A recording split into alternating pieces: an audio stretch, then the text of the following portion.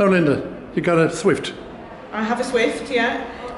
This is... Is that a taxidermied one or the plastic? It's a taxidermist one, yeah. It's unfortunately one that was found inside a building and he hadn't been able to get out of the building. So I thought I'd rather put him to use because not many people are able to see a Swift because they spend their lives on the wing. So this is just an opportunity to see the size of a Swift. They're beautiful, aren't they? Yeah, the gape is very large, as you'll see, because the way they catch their food is like a basking shark. They fly along with their beaks open and collect a ball of food which they feed to their chicks. They're not feeding one insect at a time.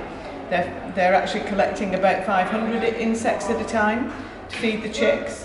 So as you were mentioning, you know, our Swifts aren't back yet, but they're on their way back from Mozambique, which is where they spend the winter. And they fly over West Africa, and then they cut across the Congo and Malawi, and then they end up in Mozambique, where they're there at around December time. And then they gradually start making their way back, feeding all the way, because they're spending their life on the wing, they have to keep feeding, they have to find the good food sources. So they don't land for years, do they? They don't. Well, when a Swift chick fledges, it doesn't land again for 3 years. And how does it manage to sleep? They sleep on the wing. They close half of their brain down, and they kind of, just kind of glide there in the air. So it's actually amazing to think that you'd be sleeping with one half of your brain closed down, but that's the way they do it. And they're sleeping high up at about 3,000 feet. And can they see when they're asleep? Can they see with one eye? Oh, one eye, yeah, one eye, yeah. So they're under a bit of pressure in Ireland, are they?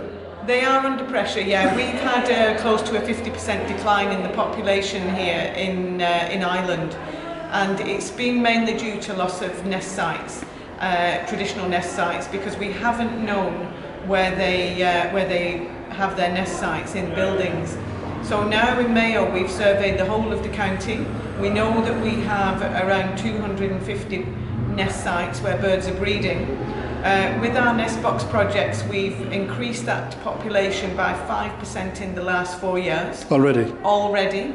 So we're really on an upward trend, and the building where we are today, the town hall, is the first building in the Republic with built-in boxes, hugely successful in that we had an uptake of those nest boxes in the first year, and last year we had 4 breeding pairs, so we're looking that we'll have more this year. So you have kind of taken it in hand in Mayo or nationwide, which to promote this? You're going nationwide? I'm going nationwide now. Ever since Colin Stafford Johnson featured us on Living the Wildlife, we've now set up a national website, Swift Conservation Ireland. We're setting up with a network of knowledgeable Swift people. We're actually doing survey training. We had Kildare Birdwatch group down last week to get specific training on how to do nest box surveys and the do's and don'ts of setting up nest box projects. We're only happy, we're working as volunteers, so we're only happy to help other people help their Swifts. This is your hobby? Very. You love this thing? I love it, yes. You have a good collection of Swifts down in Ballinrobe here, do you? On the lake?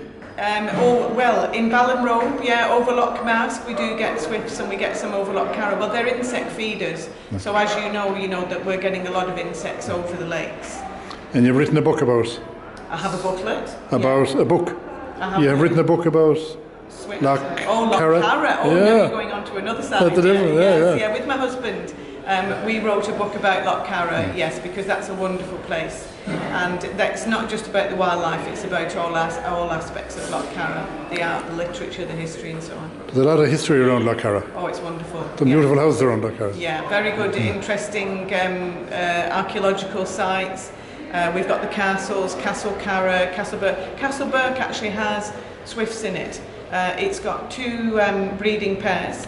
And that's a remnant. Normally we wouldn't find many pairs in rural sites like Castleburg.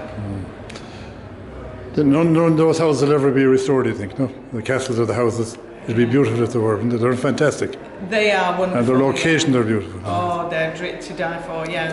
Well, that's the word, to die for, yeah. To die for, yeah. So you're really enthusiastic about Where are you from anyway? You're not from Ballinrobe, are you? No, I feel really as if I should have been born. I should have been born here in Mayo because I do feel that it's my home. I'm here nearly 20 years, but I'm originally from England, from Wigan, yeah. Lancashire. Yeah. Okay. Yeah. You're enjoying it over here, obviously. I love it. Yeah. You made your mark anyway. Yes. Yeah. Well, it's just to contribute and. It's such a beautiful place. Mayo is such a beautiful place, and today with the sun shining in Westport, what more could you want? You couldn't beat it. Yeah, you couldn't beat it. Yeah.